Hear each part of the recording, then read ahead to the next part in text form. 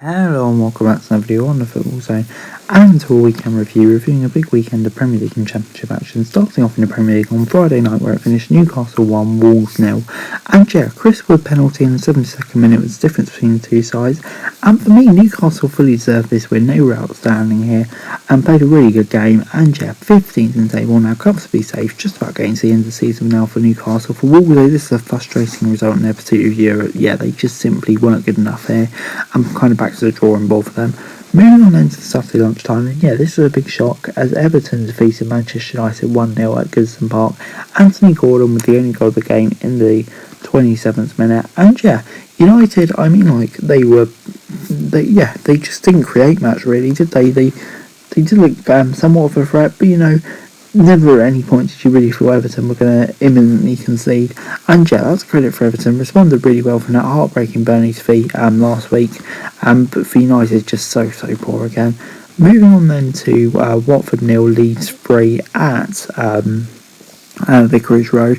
Rafinha, Rodrigo Moreno and Jack Harrison with the goals for Leeds. And yeah, for Leeds, it was a pretty dominant performance. Yeah, they were definitely deserving of the win. And like Newcastle, they're slowly pulling away from the relegation zone now. And for Watford though, yeah, this was a poor result for them. And I think it's their survival hopes under Roy Hodgson now are looking very, very bleak at the moment, to be honest. Okay, well, moving on then to Southampton 0, Chelsea 6. I thought at one point we were going to have our annual Southampton 9-0 loss, but it didn't turn out to be.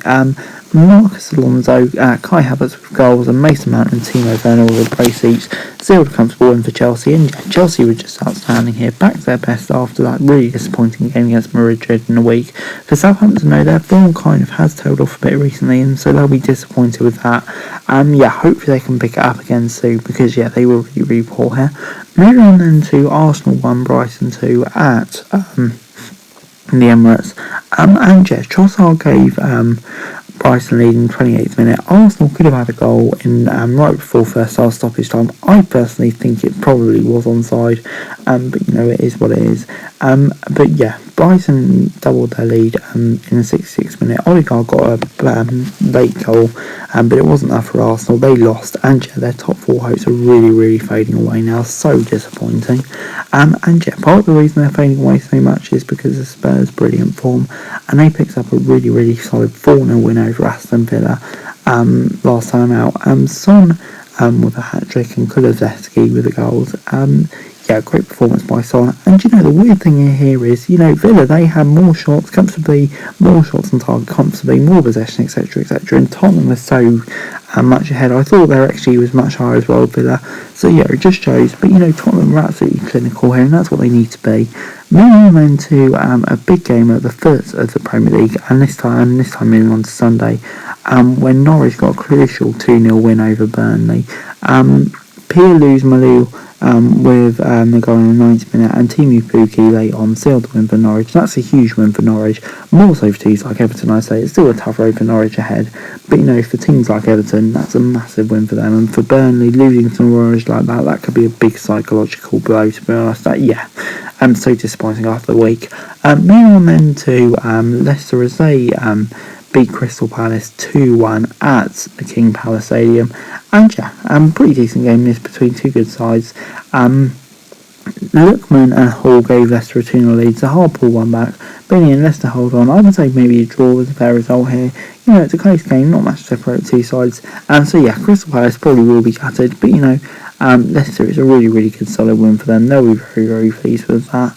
Moving on then to Brentford 2, West Ham 0 at the Brentford Community Stadium. Brian and Boomer in the 48th minute and Ivan Toney in the 64th minute sealed the win for Brentford. And yeah, Brentford for me were absolutely deserving of this victory. Yeah, they were just outstanding from start to finish and show what a prime form Brentford could do. And they're up into 13th place now, really flying along under Thomas Frank since after their recent poor run of form. But West Ham, yeah, European fading definitely. And finally, Manchester City 2, Liverpool 2 at the Etihad, and what a bloody game this was. Kevin De Bruyne in the 5th minute gave City the lead before Jota, after a slow start for Liverpool, equalised in the 13th minute. Gabriel Jesus in the 36th minute scored for Man City, but Sadio Mane straight after half-time scored in the 46th minute to give Liverpool the draw. And yeah, both teams pushed for the winner, a really entertaining end-to-end game, but in the end no team could find it. And yeah, I think Manchester City, just keeping them with a point advantage, will be slightly happier. But you know, it is what it is. Liverpool probably more frustrated, but you know, there's still a long way to go. But yeah, you do feel like Liverpool needs to win that, especially when you compare the two runnings. So I think they'll be gutted, and City definitely the happier of the two sides. Sheffield United 0, Bournemouth 0 was the score in the Championship on Saturday lunchtime, and yeah, quite an even game this one. Not a lot on it, to be honest. It wasn't a great game, to be honest. Only 2 shots on target for each team. Possession split exactly 50-50. So yeah, wasn't a lot to separate the two sides. I'd say a draw was probably the fair result. And yeah, for Sheffield United, maybe needed the win, but you know, not a disaster against a good side. But for Bournemouth, Forest are starting to breathe down the neck. Still nothing to panic about now, but you know, in a few games it could easily be, because we know Bournemouth have tough running. Moving on then to the Swansea game, where it finished Swansea 2, Derby 1 at the Liberty Stadium. And yes, Swansea raced into a 2-0 lead with goals from Joel Pirou, and Tom Lawrence pulled one back from the spot early on. But yeah, Derby could find the equaliser, and I'd say maybe a draw was a fair result. Maybe Swansea just about deserved to win it. But you know, for Derby it's another hammer blow in a coffin. But for Swansea, they're showing potential of what they can do under Russell Martin. It's always good to end the season on a high, and that's exactly what Swansea are doing at the moment. Moving on then to another Welsh team winning, as it was Reading 1, Cardiff 2 at the Leicester Stadium. And yeah, Lucas Jow gave Reading the lead in the 7th minute, before 2 later goals in the second half through Alfie Doherty and Will Vaulks gave Cardiff the win. And yeah, great win from behind for Cardiff. I'd say maybe a draw was a fair result here, but you know, it is what it is. Cardiff has staying in there, and yeah, good result for them. Reading, I think it'll make too much difference. I do think they're pretty much safe now. Moving on then to a really disappointing performance for West Brom, as they were defeated 3-1 by Stoke at the Hawthorns. Livermore and Brown gave Stoke a 2-0 lead. Callum Robinson pulled one back, but Lewis Baker in the 94th minute gave Stoke all 3 points. And yeah, this was quite an even game as well, I'd say, once again, really. Not lots of pitch to both sides. Stoke were just clinical. And yeah, for West Brom, it just seems to be 2 sets forward, 1 set back at the moment under Brucey. Moving on then to Preston, as they defeated QPR 2-1. Archer and Dunn gave Preston a 2-0 lead. Andre Gray got a late consolation goal, but in the end it wasn't enough, and Preston held on. And yeah, they're on a decent all-round Preston at the moment, aren't they? In 13th, QPR in 11th. Yeah, their season has just fallen off a cliff recently. No chance they get playoffs now. And yeah, I think it's kind of just inevitable that Mark Warburton is running out of time now, to be honest. And moving on then to Nottingham Forest, and as they dispatched Birmingham, relatively comfortable 2-0. Keenan Davis in the 5th and Scott McKenna in the 79th minute gave Forest the comfortable win. And yeah, for Forest, another win. They're just making it look comfortable at the moment. 6 points, could they do it? It's very tough, but yeah, you never know with the way Steve Cooper has got that side playing, because they've just been outstanding recently. Yeah, really at the top of their game. Moving on then to Millwall, as they defeated Barnsley 4-1 at the Den.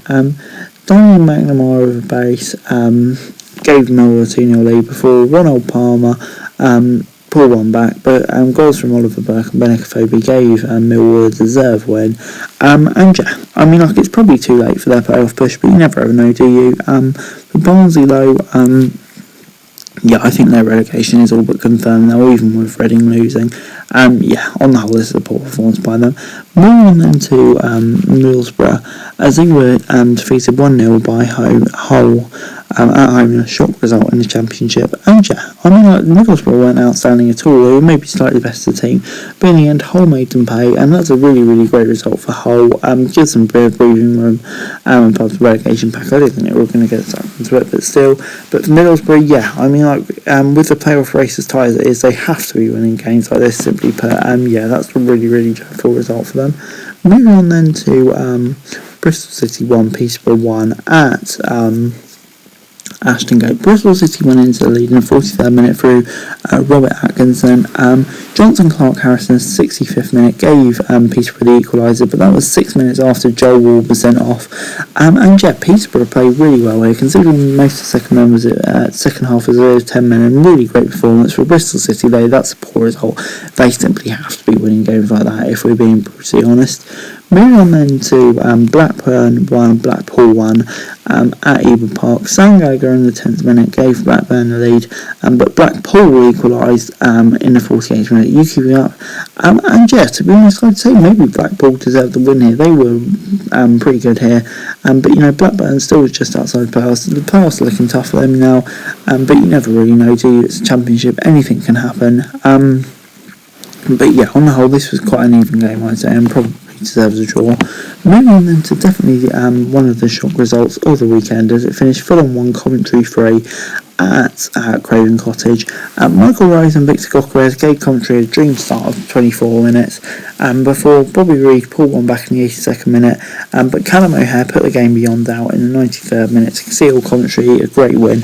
And yeah, huge saw that coming.